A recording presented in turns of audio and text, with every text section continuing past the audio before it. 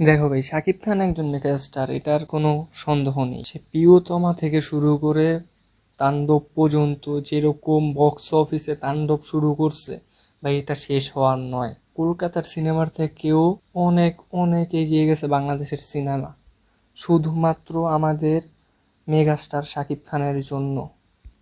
So আজকে বেশি কথা না বাড়িয়ে শুরু করি আমাদের এই ভিডিও।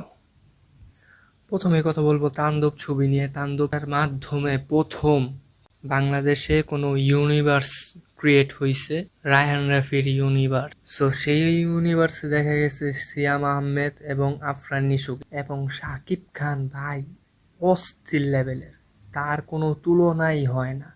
রায়হান রাফির ডিরেকশন, শাকিব খানের পারফরমেন্স ভাই বেস্ট ছিল, বেস্ট। এক কথায় ব্লকবাস্টার একটা মুভি। কিন্তু ক্যামিওগুলো ছিল ভাই মাথা নষ্ট করা ক্যামিও। সিয়াম আহমেদের লুক ভাই এক কথায় অসাধারণ। আর সিয়াম আহমেদের অভিনয় আর তার অ্যাক্টিং, তার এন্ট্রি, কিভাবে তাকে এন্ট্রি করায়, তাকে পরিচয় করায়, কিভাবে তার অ্যাকশন এটা ক্রিয়েট করছে, এটা একমাত্র রায়হান রাফি জানে। আর ভাই আফরান নিশোর ব্যাপারে কি বলবো, Afran Nisho one of the best. সে নাটকেও দুর্দান্ত কিছু কাজ আমাদের উপহার দিয়েছে, চলচ্চিত্র এসেও দুর্দান্ত কিছু কাজ আমাদের উপহার দিচ্ছে। এবং এই লুকে, তাণ্ডব মুভির ভেতরে যে লুকটা নিছে, যেভাবে তাকে নিজেকে প্রেজেন্ট করছে, একজন ভিলেন ভিলেন ভাইব পাওয়া গেছে তার মধ্য থেকে। আপনারা সরাসরি হলে যান, হলে গিয়ে মুভিটা দেখেন, এনজয় করেন। তো বাংলাদেশেও রায়হান রাফি এটা করে দেখাইছে। এটুকুই বলবো যে মুভিটা দেখেন, এনজয় করেন।